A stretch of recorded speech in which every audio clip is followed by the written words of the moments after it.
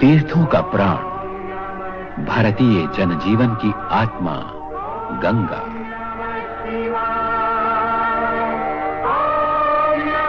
सात्विकता और मानवता की चिरंतन प्रेरणा देने वाली वरदायिनी, शिव स्वरूपिणी जीवन धारा। गोमुख में उद्गम होता है निर्मल धारा, जो कोटि कोटि भारतवासियों को जीवन देती है और जीवन का लक्ष्य भी। भगीरथ शिला गंगोत्री के पास। यही राजा भगीरथ ने गंगा अवतरण के लिए घोर तपस्या की।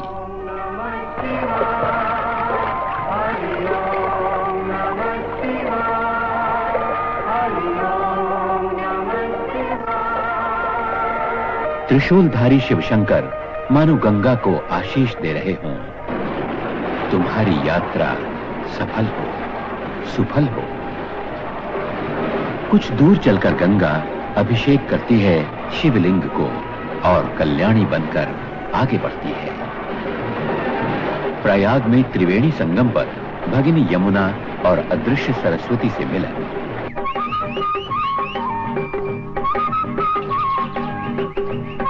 संगम का सूर्योदय सर्वोदय के पथ को, मनुष्य के अंतरतम को आलोकित करता सा लगता है। प्रेरणा देता है आत्मचिंतन की, आत्मदर्शन की। आत्मचिंतन का ही एक प्रयास है भारत में सदियों से होता आ रहा कुंभ पर्व।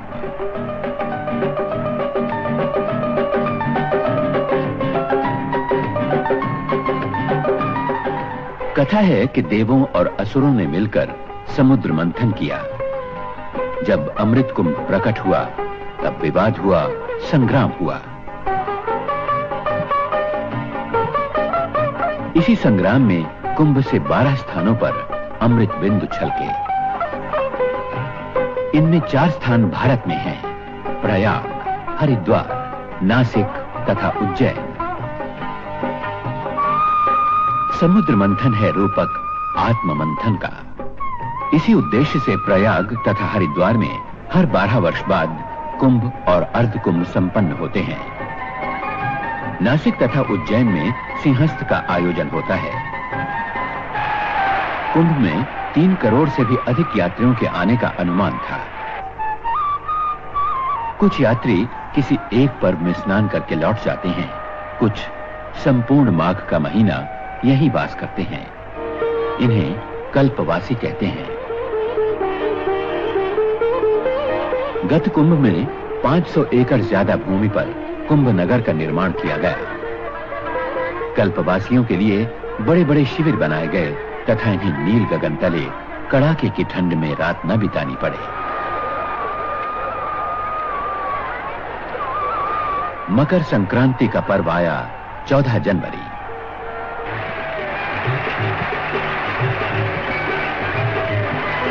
सूर्य चंद्र मकर संक्रांति पर मकर राशि में आते हैं।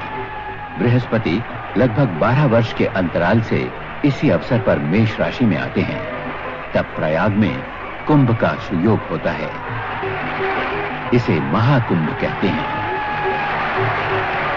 सूर्योदय के पहले से ही अपार जन समुदाय पवित्र संगम स्नान के लिए उमड़ पड़ा।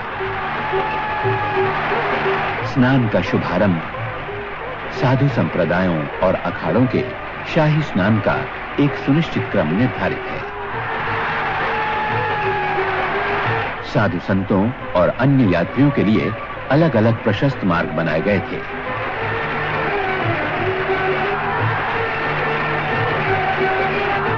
सर्वत्र घाट बनाए गए थे। पानी में बल्लियों के घेरे, ताकि लोग गहरे पानी में न जाएं। सेना के जवान, नौसेना के गोताखोर और नौकाएं तथा निगरानी दल बराबर सतर्क रहे कि कोई डूबे नहीं। बड़े बूढ़े, बच्चे, नर नारी, लक्ष लक्ष यात्रियों ने स्नान किया। बर्फ जैसी शीतल धारा, लेकिन न झिझक थी, न भय था, न सिहरन। मकर संक्रांति के पर्व में लगभग 40 लाख यात्रियों के आने का अनुमान सही रहा।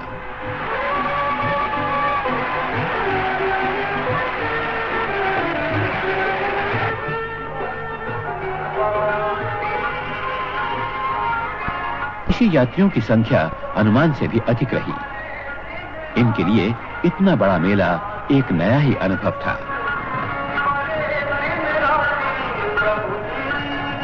भारत की भावनात्मक एकता का प्रतीक, भारतीय जनजीवन, चिंतन, दर्शन और संस्कृति का पुंजीभूत कुंभ।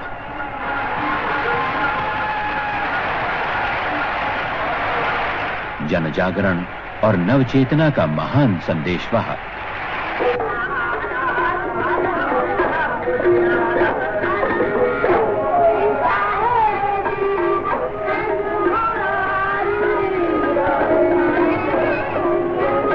सभी मठों के शंकराचार्य, दशनामी सन्यासी अथवा नागा सन्यासी, वैरागी और उदासीन सभी संप्रदायों के साधु कुंभ में सम्मिलित हुए। शिक्षा दे रहा है कि देव तुम तो हमारी जैसी कथा हो जाएगी, भर लो सब आस्था को भजन करो और मेले की कुछ दिलकश झलकियां। महिलाओं को चूड़ियों का ऐसा रंग भंडार और कहां मिलेगा।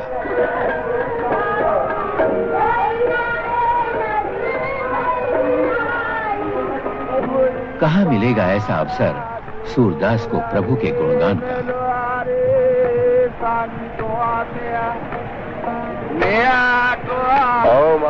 कुंभनगर में हजारों यज्ञोपवीत धारण संस्कार संपन्न हुए। मन में ये भावना कि संगम जैसा स्नान और कुंभ जैसा पर्व शुभ संस्कार के लिए इससे शुभ योग और कौन सा होगा।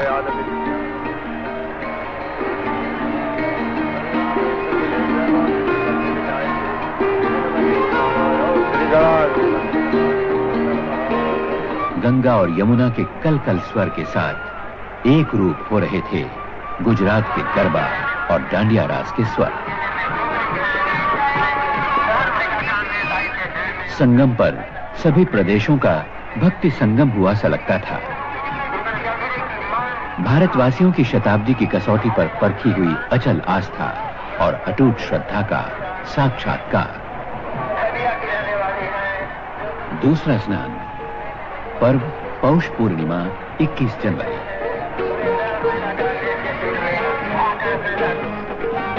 अनुमान के अनुसार लगभग 25 लाख श्रद्धालु इसमें सम्मिलित हुए। फिर आई मौनी अमावस्या 6 फरवरी, कुंभ का सबसे बड़ा स्नान का पर्व। देश के कोने कोने से 1.5 करोड़ यात्री संगम पर आए। मौनी अमावस्या सोमवती होने के कारण इसका महात्म्य कई गुना अधिक हो गया। ऐसा सुयोग 72 वर्षों बाद आया था। ऐसे सुयोग में महाकुंभ पूर्ण कुंभ कहलाता है। इतने यात्री, लाखों करोड़ों, लेकिन आने जाने में कोई कष्ट नहीं। उत्तर प्रदेश राज्य सड़क परिवहन निगम ने 7,000 से भी अधिक बसों का इंतजाम किया था। रेलवे स्टेशन से मेला क्षेत्र तक 200 बसें दिन रात चलती रहीं। मेले के लिए 5 अतिरिक्त बस अड्डे बनाए गए। देश के कोने कोने से प्रयाग के लिए 1100 से भी ज्यादा रेलगाड़ियां मेले के लिए चलाई गईं ताकि आने या जाने में किसी को कोई कष्ट ना हो। मेले के अवसर पर इलाहाबाद शहर में सड़कों का सुधार किया गया। पीने के पानी का सर्वत्र प्रबंध था।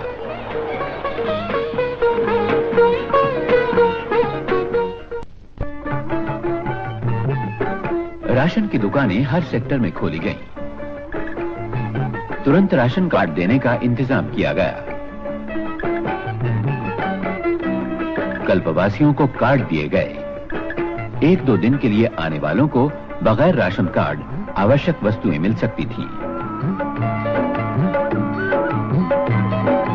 निगरानी रखी गई कि सभी वस्तुएं उचित भाव पर मिले।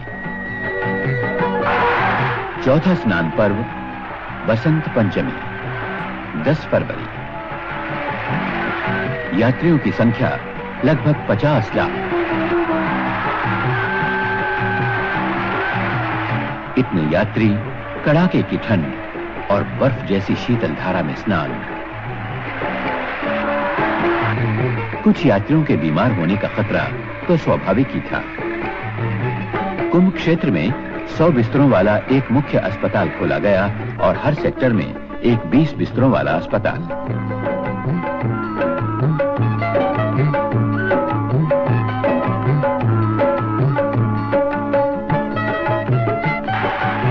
कुंभ नगरी का दृश्य अलौकिक सा लगता था।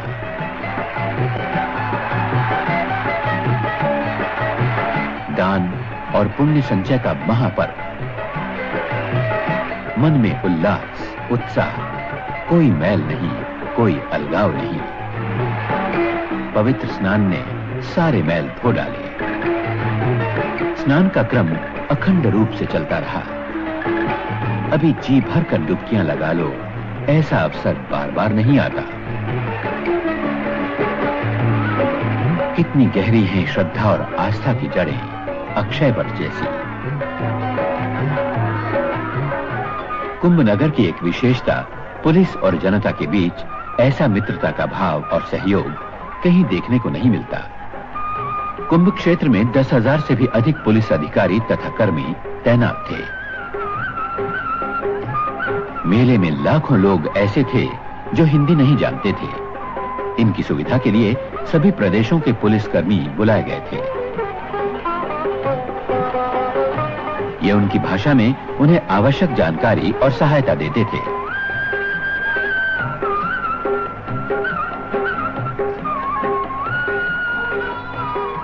कुंभ नगर का एक खास आकर्षण सूचना एवं जनसंपर्क विभाग की प्रदर्शनी।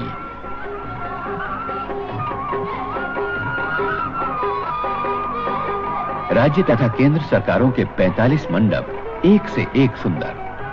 यात्रियों ने प्रदर्शनी को बड़े चाव से देखा। देव दर्शन के साथ देश दर्शन।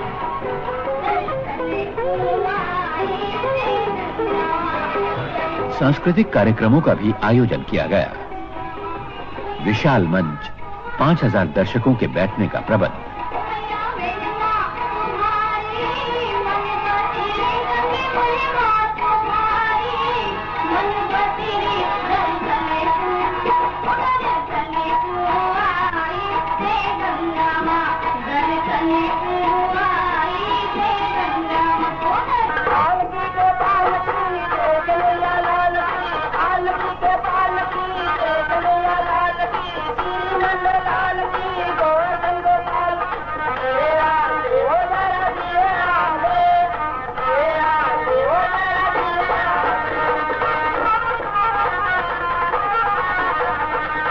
दिन कैसे उड़ गए पता ही न चला।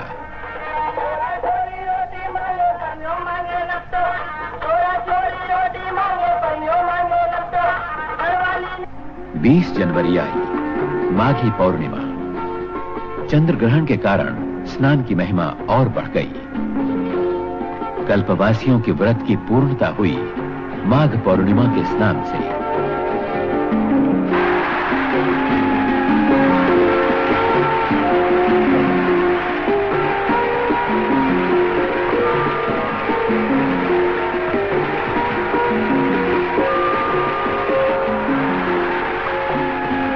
पूजा पाठ, मंत्र जाप आदि में यात्री लीन थे।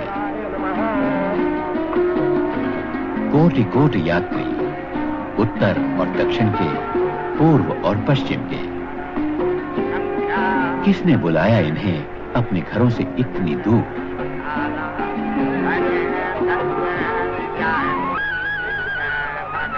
ये बुलावा आता है अंदर, अंतर से, शताब्दियों के संस्कारों और विश्वास से, पाताल से भी गहरी और गगन से भी ऊंची आस्था के मान सरोवर से। इसे केवल रूढ़ी कहकर तुच्छ नहीं माना जा सकता। ये जीवनी शक्ति है, भारतीय आत्मा की अमूल्य उपलब्धि। साधु संतों के शिविरों में होम हवन आदि का क्रम निरंतर चलता रहा।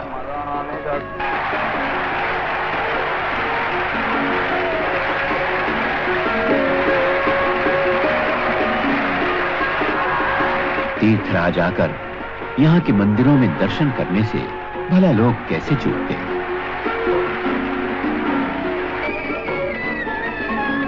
प्रसिद्ध हनुमान मंदिर, पातालपुरी, शंकर विमान मंडपम आदि सभी मंदिरों में दर्शनार्थियों ने मनोभाव पूर्वक दर्शन किए।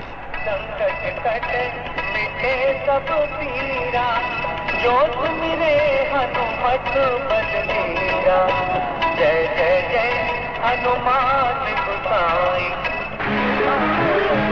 मेला क्षेत्र में संपूर्ण भारत एकात्म रूप में विहार करता सा लगता था। हर प्रांत के, हर वर्ग के, हर जाति के यात्री यहाँ एक रूप हो गए थे। अनेकता में एकता, विविधता में एक सूत्रता का यहाँ साक्षात्कार होता था। कुंभ का अंतिम पर्व महाशिवरात्रि 6 मार्च। समय वातावरण में भैरवी के स्वर